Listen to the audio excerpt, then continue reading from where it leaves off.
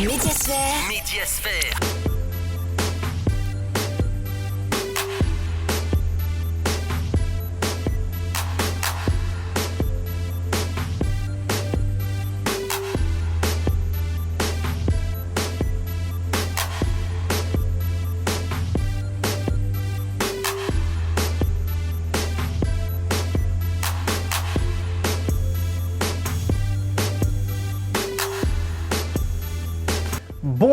Bonsoir à toutes et à tous, chers téléspectateurs, téléspectatrices. Ça fait grand plaisir de vous retrouver encore ce jeudi.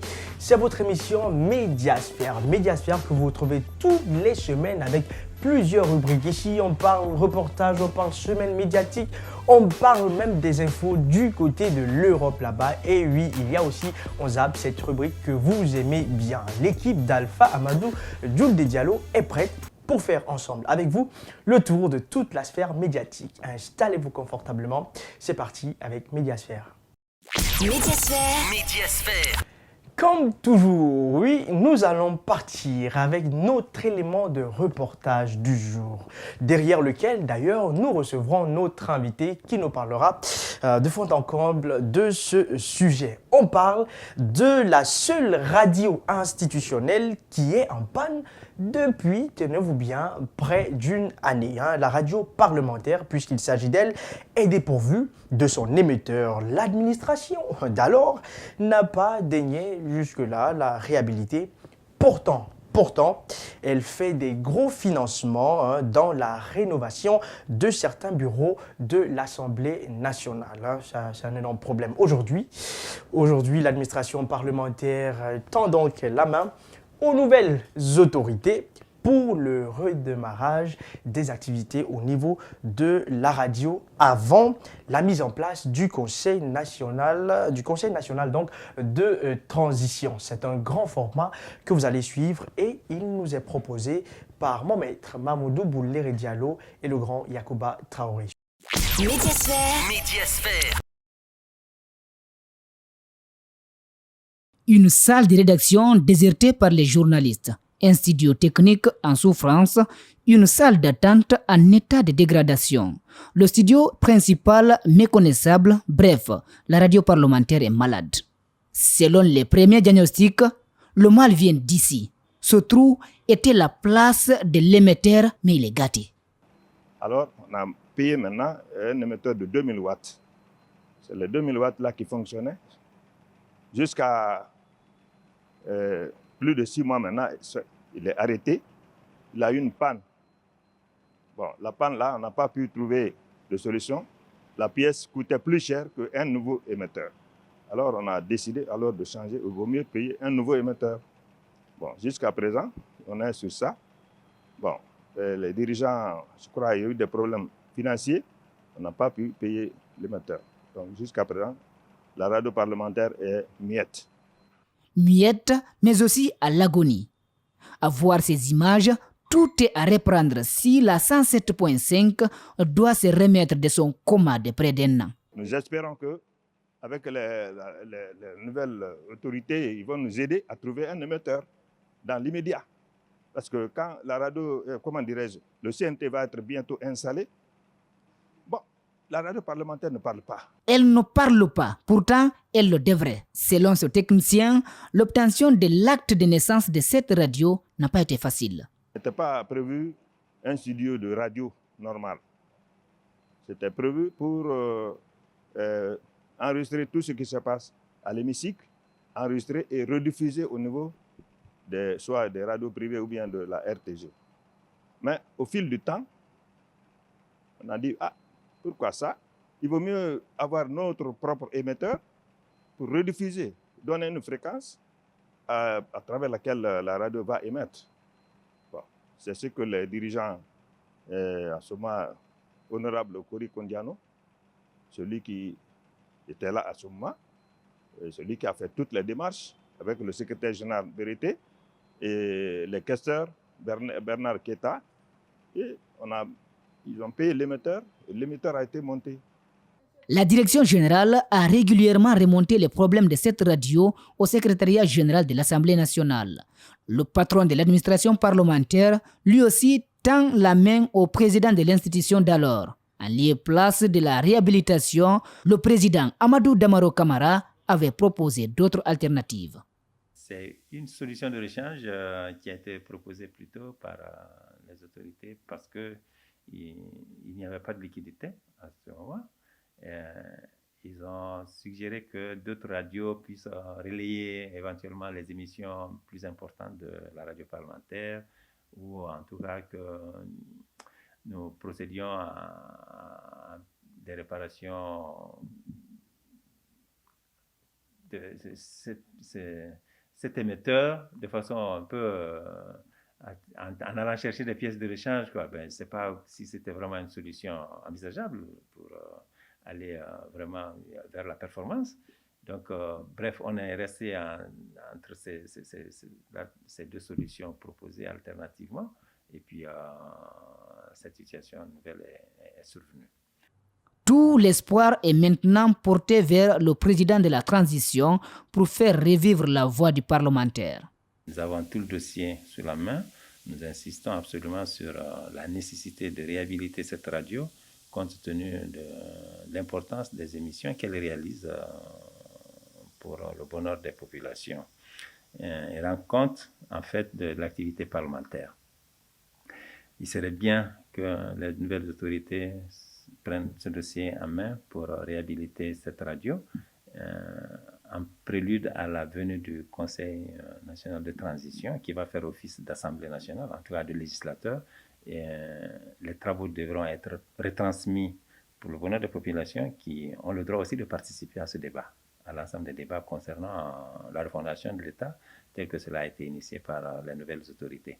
Des lois majeures feront l'objet de décisions lors des travaux de cette future structure qui fera office de législateur, et notamment la décision autour des dispositions qui feront l'ossature de la nouvelle constitution, les dispositions de la loi électorale qui pourrait être initiée en relation justement avec la nouvelle constitution qui sera élaborée sous les auspices de cet organe, et éventuellement une loi relative à l'organe de gestion des élections. On ne sait pas ça va être quoi, et c'est la CENI dans sa composition actuelle, dans sa structure actuelle, ou bien ça sera la CENI vue autrement. En tout cas, ça appelle une nouvelle loi. Donc, c'est vraiment un vaste chantier qui s'ouvre, et puis ces débats, nous souhaiterions que la population y participe, mais ne pourrait effectivement participer que par le biais de cette radio qui retransmettrait l'ensemble des débats qui seront organisés autour de ces questions majeures concernant la vie de la nation. Selon nos informations, pas moins de 40 milliards de francs guinéens ont été investis dans la rénovation de certains bureaux ici au Parlement. Mais la radio est restée le parent pauvre de cette dynamique. La radio n'a pas été rénovée. Jusqu'à présent, c'est l'ancien meuble, tous ceux qui sont là, alors que ça devrait être rénové. Les bureaux qui ont été rénovés sont plus jolis maintenant que le studio. Ça fait honte. Donc voilà, c'est le regret que tous les techniciens ont. Lancée le 3 mai 2016 sous la 8e législature, la radio parlementaire avait pris son allure dans la retransmission des débats parlementaires et la diffusion des informations générales pour ses auditeurs. Elle n'a jamais obtenu de rénovation d'équipements ou de meubles selon une source. Avant donc l'installation du CNT, l'administration parlementaire plaide auprès du gouvernement de transition pour qu'elle soit de nouveau opérationnelle. Médiasphère. Voilà un grand format que nous proposaient donc Mamadou Bouléré Diallo et Yacouba Traoré. Mamadou Bouléré Diallo, bonsoir et bienvenue. Bonsoir, c'est un plaisir de partager.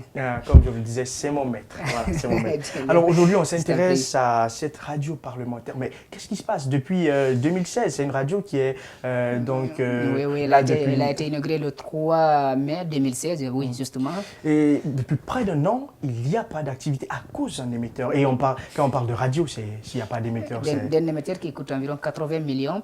Or, s'il faut voir les financements que l'administration, la 9e législature a déboursé pour la rénovation de certains bureaux, c'est près de 40 milliards.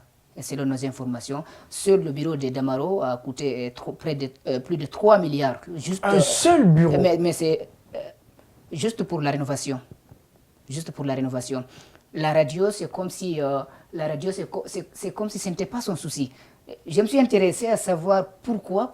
Parce que j'ai compris que de l'autre côté, Damaro a essayé de financer une radio à l'intérieur du pays, j'étais le nom, à hauteur de 80 millions pour aider cette radio à se relever. Ça, c'est des Oui, révélations que vous des faites, ça. révélations que j'ai reçues de l'Assemblée là-bas, des sources sûres, mais il paraît que Damaro ne voulait pas que cette radio ait tout ce qu'elle doit avoir parce que ce n'était pas de son idée, c'était l'idée de Kori Kondiano. Pourtant, la radio parlementaire a été mise en place avec pour objectif de relayer toutes les activités parlementaires qui s'y font et surtout mettre en lien plus rapproché les députés de la population. Hein. Oui, justement, parce que tous les débats à l'Assemblée nationale, étaient retransmis en direct. Notamment les plénières, étaient retransmises en direct, les plénières, je veux dire.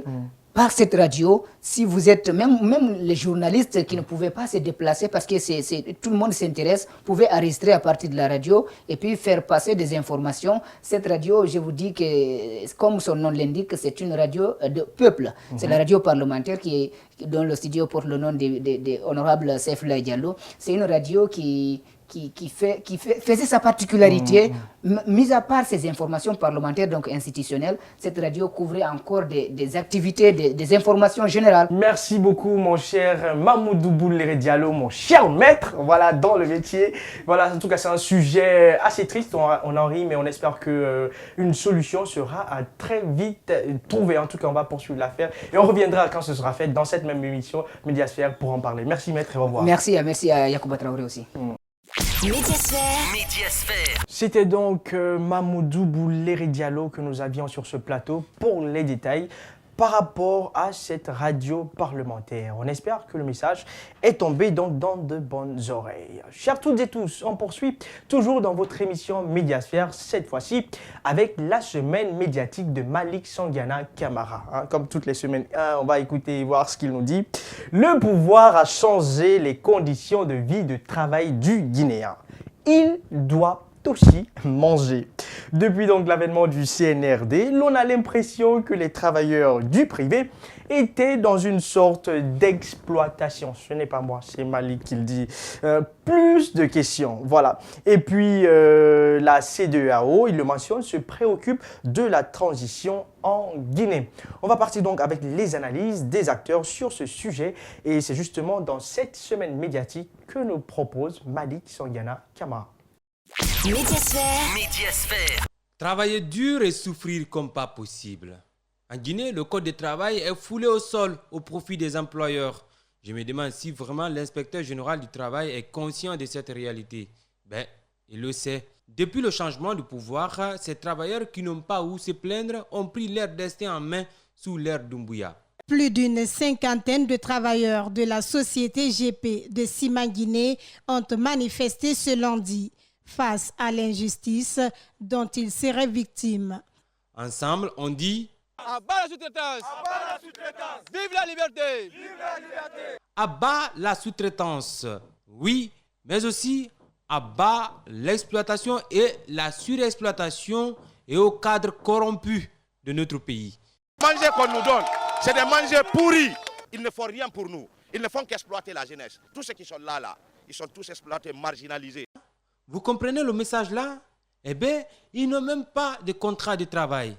Selon ces manifestants, pas question de baisser les bras tant que les revendications ne sont pas prises en compte et pour cela, quel qu'en soit le prix. Il est mieux de rester au chômage que d'y travailler là. Camarades, salut. Quels sont vos points de revendication? 1. L'installation des structures syndicales. 2. L'augmentation des salaires. Notre vœu est que les chauffeurs soient payés à 4 millions, les éboueurs à 3 500 000 comme salaire de base. 3. La prise en charge médicale. Chers compatriotes, chères autorités, son Excellence président colonel Laïma dit quoi de plus normal qu'un travailleur réclame le bien-être, au moins. Mais bon, mon colonel, le champ est vaste et si on parlait de la désignation de Mohamed Ibn Chambas par la CEDEAO pour suivre la transition en Guinée. Justement, au sujet de l'identité de cet homme, les acteurs politiques et ceux de la société civile en savent quelque chose. Cette fois, nous voulons que ça réussisse. Et pour que ça réussisse, il faut qu'on nous écoute. Si Chambas, en venant, est prêt à réexaminer la situation de notre pays et à se trouver une méthode nouvelle, peut-être que le résultat cette fois sera différent. Ah bon, pourtant il connaît bien la Guinée. D'accord. Depuis 13 ans, il est venu, il a échoué dans toutes les médiations. Je crois que dans la situation où on se trouve, il ne faudrait pas qu'on nous amène encore cet individu qui a montré toutes ses limites. Signé Fatou Baldé Yansane, toujours égale à elle-même. Sa plume déchire. Il est allergique à la démarche de la CEDEAO. Et quand il se fâche, il pond. Tant pis pour les conséquences. Mamadou Kalisso et les institutions africaines, UA et la CEDEAO. Il faut sauver le soldat CEDEAO. C'est Bidas qui a suscité beaucoup d'espoir et d'engouement à sa naissance a dérouté. Il s'est désorienté de sa noble mission initiale. Des coups d'État constitutionnels validés par le soldat CEDEAO. Attention Kali, les États sont souverains. Et le dernier mot revient. Et le dernier mot revient au peuple, non? D'ailleurs, l'ingérence dans les affaires internes d'un État n'est pas démocratique. Paradoxalement, ce même Sofa s'insurge contre les putsch militaires. Dès qu'il y a bruit de bottes quelque part, il sort son artillerie lourde. La CEDEAO et l'UA ont retourné leurs armes contre des peuples munis de gilets pare-balles qui prennent progressivement leur destin en main. Déboussolées sans doute, elles ont le choix de s'adapter ou périr. Que Dieu exauce les prières et bénédictions faites en faveur de notre chère Afrique. Alors, Dieu est grandeur, que cela soit su. Pendant ce temps, le gouvernement Biavougui est au grand complet. Un gouvernement 2.0, n'est-ce pas? Et oui, beaucoup de jeunes, femmes, de technocrates, moins de politiques, militaires y sont. Le CNRD de Doumbouya semble tirer les leçons des erreurs du passé du CNRD de Dadis, à mon avis. 25 ministères et 2 secrétariats généraux, l'ossature gouvernementale qui susurrait dans l'oreille du Guinéen a été plutôt saluée avant son officialisation. Voilà une des premières caractéristiques du gouvernement de Biavougui. Bonne chance à la nouvelle équipe gouvernementale. La réussite de la transition dépend d'une part des actes que chaque ministre va poser. Wassalam. Médiasphère. Malik, que vous retrouvez donc toutes les semaines, qui fait le tour d'horizon, tous les sujets qui nous intéressent, tout ce qui fait l'actualité de la semaine. Malik Sangana nous en parle. Merci à lui et on le retrouve la semaine prochaine. On tombe encore une fois de plus de l'autre côté, en Europe, avec la remise de masques dans certaines écoles. Vous allez le voir tout à l'heure. Et puis, on parle aussi de lutte contre la pauvreté. Ça continue, ça continue. Il y a des gens qui en meurent. Pourquoi pas, au-delà de la pauvreté, voir cette beauté de la nature, les animaux, la verdure et tout ça. Ça plaît, c'est un cocktail, un mélange de tout dans votre rubrique. Vu que vous retrouvez aussi toutes les semaines. C'est un regard impertinent de Patrick Ménet qui fait le tour d'horizon de tous les médias du côté de l'Europe. On vous le propose et on se retrouve juste après. Médiasphère.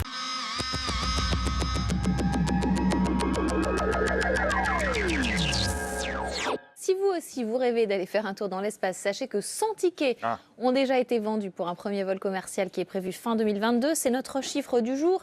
Alors il faut avoir un peu d'argent parce que la valeur d'un billet pour voir la Terre de tout en haut, c'est 450 000 $. Il est 5 h du matin dans le golfe du Mexique. Les 4 membres de la mission SpaceX sont installés comme Thomas Pesquet ici sur des chaises longues car leurs muscles sont affaiblis par 199 jours d'apesanteur. Le plaisir de courir, d'aider l'a chevillé au corps depuis 1975, date de son entrée au club. Et à 89 ans, il court toujours, parfois pas vraiment sur le bon chemin, mais il aime ça d'aider. Michel Barnier, Xavier Bertrand, Éric Ciotti, Philippe Juvin, Valérie Pécresse, mais aussi Anne Hidalgo. Il y en avait du monde aujourd'hui à colomber les 2 églises. De nombreux candidats à la présidentielle de droite comme de gauche sont venus en Haute-Marne honorer la mémoire du général de Gaulle 51 ans après sa mort. Oui, pour les Roquignolesque. Bravo! Mon premier message est ainsi un appel. Un appel à l'esprit de responsabilité des 6 millions d'entre vous qui n'ont encore reçu aucune dose de vaccin. Vaccinez-vous. Belenos, je t'appelle, rejoins ce cercle. Les gens qui ont résisté à la vaccination jusqu'à aujourd'hui, pour les convaincre, c'est très compliqué. Là, on n'est plus dans le domaine, on arrive dans le domaine de l'irrationnel. Et quand on arrive à l'irrationnel, la croyance est toujours plus forte que la raison. Une campagne a été lancée depuis la fin de l'été pour tous les plus de 65 ans et les plus fragiles. Il nous faut aujourd'hui l'accélérer.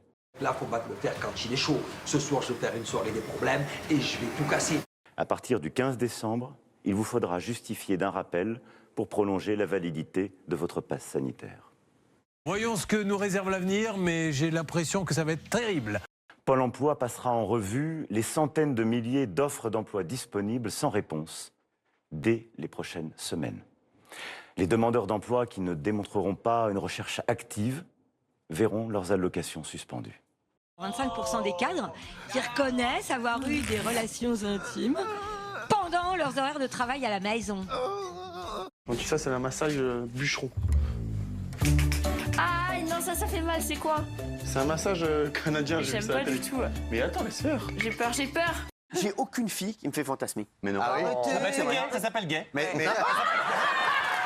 Aujourd'hui, on n'a jamais eu autant de moyens de rencontrer quelqu'un. Pourtant, on est de plus en plus seul. En 30 ans, le nombre de célibataires a doublé. On serait autour de 10 millions. C'est par le travail et par plus de travail que nous pourrons préserver notre modèle social, nos retraites, la prise en charge des malades, l'accompagnement des familles, la meilleure inclusion à l'école, au travail ou dans les structures adaptées pour les personnes en situation de handicap. Quand on travaille toute une vie et qu'on n'a que 1 000 € à la retraite. Même pas 1000. C'est une honte. Même pas. Ma mère a travaillé toute sa vie, elle a 983 €. Elle a travaillé jusqu'à 63 ans. Vous croyez qu'on doit les aimer? Les gens qui votent des lois contre nous? Faut les aimer. Jamais de la vie. Pour maîtriser notre destin, le marché seul ne suffit pas. Il faut assumer une intervention publique forte, avec, dans quelques domaines clés, des investissements importants. En plein désert d'Atacama, des vêtements à perte de vue, des chaussures ou même des après-ski. Ici au nord du Chili, les piles d'habits s'amoncellent. Le pays s'est spécialisé dans le commerce de vêtements de seconde main et se retrouve aujourd'hui débordé. Des habits venus du monde entier qui ne sont pas toujours revendus et se retrouvent dans ces décharges sauvages, mais qui permettent à ces migrants de se vêtir à l'approche de l'hiver. Pour la première fois dans l'histoire des Randy Shopping, ce ne sont pas moins de 5 Miss France qui s'affrontent. Vous sortez d'une pandémie et rien n'a changé. Et vous voyez encore des files d'attente géantes devant les magasins qui vendent ces vêtements à bas prix. Nous allons, pour la première fois depuis des décennies, relancer la construction de réacteurs nucléaires dans notre pays et continuer de développer les énergies renouvelables. Douteux? Eh oui, douteux. Croyons en nous. Nous le méritons. Vive la République et vive la France. Les mesures annoncées ce soir concernent notamment le renforcement des contrôles de passe sanitaire et le port du voile. Et elles vont avoir le port du masque, pardonnez-moi. Des milliers de migrants, je vous le disais, principalement originaires du Moyen-Orient, sont massés en ce moment même à la frontière polonaise avec le Bélarus. Cette méthode s'appelle l'instrumentalisation de migrants que le régime totalitaire de Loukachenko met en œuvre depuis cet été en faisant venir par charter depuis le Moyen-Orient des migrants avant de les refouler vers les frontières européennes. Une manœuvre en représailles aux sanctions du printemps dernier que Bruxelles menace désormais de durcir.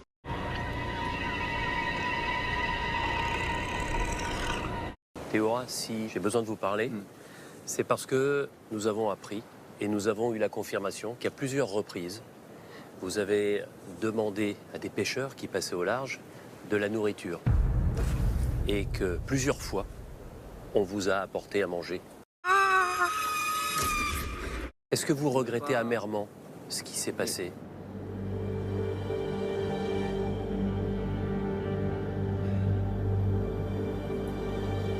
La tentation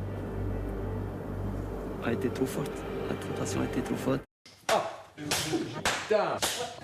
Comme il y a eu comportement déloyal, il y aura sanction. Vous ne pourrez pas profiter de votre seconde chance dans l'aventure. Médiasphère. Voilà donc, chers toutes et tous, c'était donc cette rubrique qui vient mettre fin à cette émission du jour, à ce numéro de la semaine, ce jeudi. On vous dit donc au revoir. Merci à vous qui avez pris le temps et la peine de nous suivre.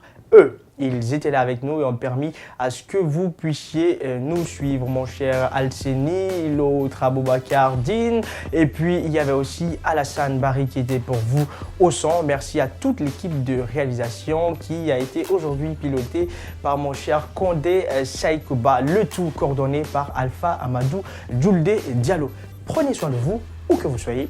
On se retrouve la semaine prochaine dans un autre numéro de Médiasphère. D'ici là, restez sur Espace TV.